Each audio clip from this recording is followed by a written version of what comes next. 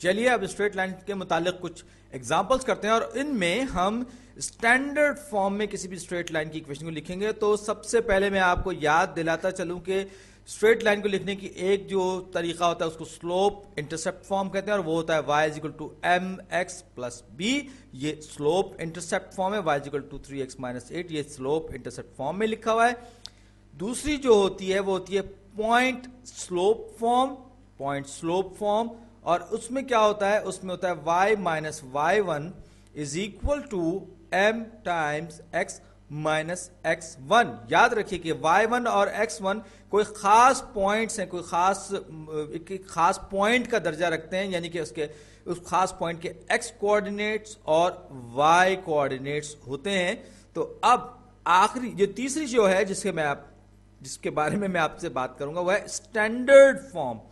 Standard form और इसमें सारे के सारे जो वेरिएबल्स होते हैं वो एक साइड पे, यानी कि A X plus B Y is equal to C की शक्ल में होती है। और मैं एक बार फिर जोर देकर ये बात कहना चाहूंगा कि स्लोप इंटरसेप्ट फॉर्म हो, पॉइंट स्लोप फॉर्म हो या इंटरसेप्ट फॉर्म स्टैंडर्ड फॉर्म हो, ये सारे के सारे जो हैं एक ही इक्वेशन को लिखने के मुख्तलिफ तरीके हैं। आप स्लोप पॉइंट से स्लोप इंटरसेप्ट फॉर्म से स्टैंडर्ड फॉर्म में, स्टैंडर्ड फॉर्म से पॉइंट स्लोप फॉर्म में या पॉइंट स्लोप फॉर्म से स्लोप इंटरसेप्ट फॉर्म में किसी भी तरीके से एक दूसरे तरीके में इसको रिप्रेजेंट कर सकते हैं। बस आपको अलजेब्रा इस्तेमाल करते हैं थोड़ा मैनिपुलेट करना पड़ेगा। तो ये जो इक्वेशन है y equal to 3x minus 3, इसे अगर मैं standard form ax plus B Y equal to C में लिखूंगा तो मुझे क्या करना पड़ेगा, मुझे सारे के सारे वेरिएबल्स एक तरफ लेफ्ट हैंड साइड पे या राइट हैंड साइड पे लाने पड़ेंगे। तो y equal to 3x minus 3 ये इक्वेशन मुझे दी गई है और इतनी जहां है जैसे है कि बुनियाद पर मैं दोनों साइड से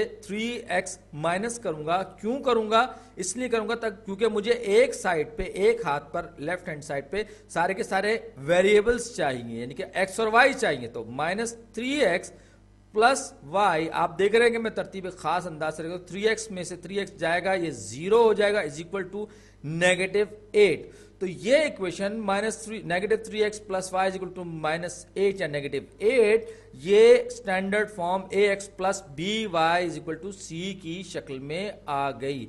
अब मैथमेटिशियन को ये बात बहुत पसंद है कि ये इस तरह से स्टैंडर्ड फॉर्म में लिखी जाए, लेकिन जाती तौर पर मुझे स्लोप इंटरसेप्ट फॉर्म पसंद है क्योंकि इसमें आपको स्लोप और वाई इंटरसेप्ट दो चीजें पता होती हैं, आप बड़ी आसानी से बता सकते हैं।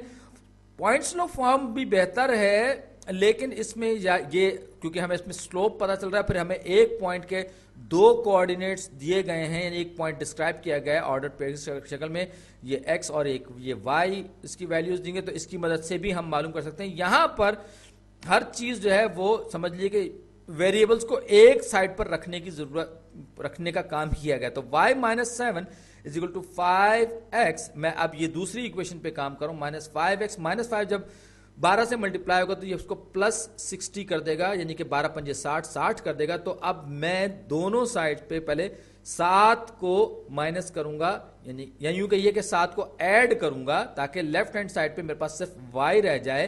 तो यहां पर क्या हो जाएगा, y 7 और प्लस 7 -7 आपस में कैंसिल आउट हो जाएंगे। तो ये लेफ्ट हैंड साइड पर मेरे पास आ जाएगा y इज इक्वल टू यहाँ -5x।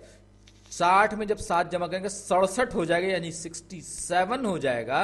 अब मुझे x को लेफ्ट हैंड साइड पे -5x को लेफ्ट हैंड साइड पे लाना है, तो इसके लिए मैं दोनों तरफ 5x को ऐड करूंगा। याद रखिए पॉजिटिव 5x मैं शामिल कर रहा हूं, ऐड कर रहा हूं, तो उसमें क्या का नतीजा क्या निकलेगा, y plus 5x is equal to, ये कैंसिल आउट हो जाएगा, प्लस 5x और -5x और ये जाएगा इज इक्वल टू 67। तो y plus 5x is equal to 67 जो है इसको आप रीअरेंज कर सकते हैं, अगर चाहिए अपने स्टैंडर्ड फॉर्म में आ चुका है। 5x प्लस y भी लिख सकते हैं, तो 5x plus y is equal to 67, ये स्टैंडर्ड फॉर्म में आ गया। अब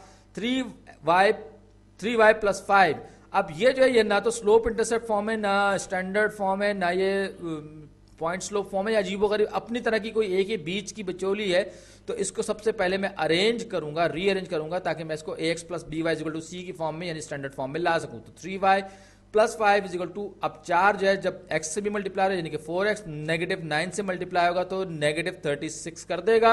अब क्योंकि मुझे इसको स्टैंडर्ड फॉर्म में लाना है तो मैं थोड़ा सा मुख्तलिफ अंदाज इख्तियार करूंगा, बजाय नीचे लिखने के मैं यहाँ पे लेफ्ट हैंड साइड पे मैंने यहाँ पे 5 ऐड किया, यहाँ पर भी मैंने 5 ऐड किया। नतीजा क्या निकला? नतीजा ये निकला कि 3y प्लस 5 और माइनस 5 आपस में कैंसिल आउट हो जाएंगे, तो ये लेफ्ट हैंड साइड पे 3y रह जाएगा, राइट हैंड साइड पे 4x नेगेटिव 36 और में से माइनस करूंगा 5, तो ये नेगेटिव 41 हो जाएगा, मनफी 41 हो जाएगा। अब मुझे क्या करना है? मुझे इस 4x को लेफ्ट हैंड साइड पे लेकर आए, तो मैं दोनों साइड पे नेगेटिव 4x को शामिल करूंगा, तो उसका नतीजा क्या निकलेगा?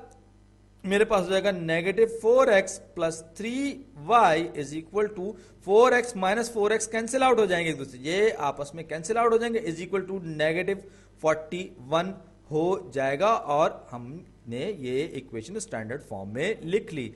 अब हम कुछ और करने जा रहे हैं, या यहां पर हमें स्टैंडर्ड फॉर्म में ये इक्वेशन 3 इक्वेशंस दी गई हैं और हमें इनको स्लोप इंटरसेप्ट फॉर्म में, यानी कि स्लोप और y इंटरसेप्ट को जाहिर करते हुए लिखना है। लिख देता हूं, y is equal to m x plus b की फॉर्म में लेके आना है स्लोप इंटरसेप्ट फॉर्म में। तो बुनियादी तौर पर क्या करना है? हमें वही एल्जेब्रिकली मैनिपुलेट करना है। तो 5x minus 2y is equal to 15, ये पहली इक्वेशन है, नेगेटिव नहीं है, सॉरी, ये 15 है, 15। अब मैं क्या करूंगा? मैं यहां पर मैं माइनस 5x को जमा करूंगा, याद रखिए माइनस 5x दोनों तरफ शामिल करूंगा, तो minus 5x plus 5x cancel out हो जाएंगे, negative 2y is equal to 15 minus 5x हो जाएगा। मैं दोनों साइड्स को नेगेटिव 2 से जब डिवाइड करूंगा, क्योंकि मुझे y is equal to mx plus b की फॉर्म में चाहिए, तो ये नेगेटिव 2 से जब दोनों साइड्स को डिवाइड करूंगा तो क्या हो जाएगा? लेफ्ट हैंड साइड पे मेरे पास रह जाएगा y, ये 2 और नेगेटिव 2 कैंसिल आउट हो जाएंगे। अब 15 को जब मैं 2 से नेगेटिव 2 से तकसीम करूंगा तो ये नेगेटिव 7.5 यानी कि 15/2, और जब मैं इसको नेगेटिव 5x को नेगेटिव 2 से डिवाइड करूंगा तो ये नेगेटिव नेगेटिव पॉजिटिव हो जाएंगे, तो ये क्या रह जाएगा? मेरे पास हो जाएगा प्लस 5/2 या 2.5x। अब मुझे सिर्फ और सिर्फ इसको रीअरेंज करना है ताकि mx वाली टर्म पहले आ जाए, तो y equal to mx plus b की तरह से क्या हो जाएगा? y equal to 2.5x minus 7.5। ये है हमारे स्लोप 2.5, ये हमारी स्लोप है इस इक्वेशन के लिए, और माइनस 7.5, माइनस 7.5 ये पूरे का पूरा जो है ये y इंटरसेप्ट है, यानी वो पॉइंट जहां पर x की वैल्यू 0 होती है और y एक्सिस पर कोई ना कोई हमें वैल्यू मिल होती है। अब दूसरी इक्वेशन देखते हैं, 3x plus 6y equal to 25, ये भी स्टैंडर्ड फॉर्म में है, और इसको स्लोप इंटरसेप्ट फॉर्म में लाने के लिए मैं सबसे पहले दोनों तरफ से मैं 3x को माइनस करूंगा तो 6y equal to 25 minus 3x हो जाएगा। दोनों साइड्स को मैं 6 से डिवाइड करूंगा तो 25/6 माइनस 3/6 का मतलब हो जाएगा 1/2x।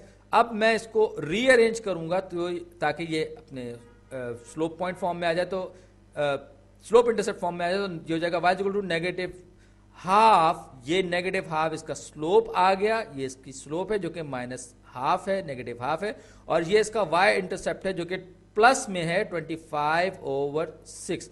तो ये जो है हमारे पास इसकी फॉर्म आ गई, y equal to mx plus b slope intercept form. अब 9x minus 9y is equal to 4 standard form में है, मुझे इसको लाना है स्लोप इंटरसेप्ट फॉर्म में। दोनों साइड्स को मैं चाहूं तो 9 से तकसीम कर सकता हूं, उसके बजाय मैं नेगेटिव 9 से डिवाइड करूंगा। ओहो, इतना मोटा नहीं, छोटा ले लो, छोटा नहीं, तो ये डिवाइडेड बाय माइनस 9 से डिवाइड करूंगा, बल्कि नहीं, मैं माइनस 9 मैंने अभी आपसे कहा था कि माइनस 9 और प्लस 9 लिख गया, तो नेगेटिव 9 से मैं दोनों साइड्स को डिवाइड करूंगा तो ये हो जाएगा नेगेटिव x, क्योंकि ये नेगेटिव 1 रह जाएगा इसका कोफिशिएंट, ये नेगेटिव नेगेटिव पॉजिटिव हो जाएगा, प्लस y, और ये हो जाएगा नेगेटिव 4/9। अब मैं इसको नेगेटिव 4/9 को थोड़ा सा हटा के लिख दूंगा। मैं दोनों साइड्स पे अगर मैं x को जमा करूंगा, यानी कि एक पॉजिटिव x लाऊंगा, तो x यहां भी आ जाएगा और ये x यहां भी आ जाएगा, तो x minus x cancel out हो जाएंगे। y इज इक्वल टू क्या हो जाएगा मेरे पास? x माइनस 4/9, यानी कि y equal to mx plus b, इसका स्लोप क्या है? 1 है। y का जो x का जो कोफिशिएंट होता है वो स्लोप होता है, जबकि कांस्टेंट वैल्यू जो होती है जो y इंटरसेप्ट ये -4/9, तो हम इसे स्लोप इंटरसेप्ट फॉर्म में ले आए।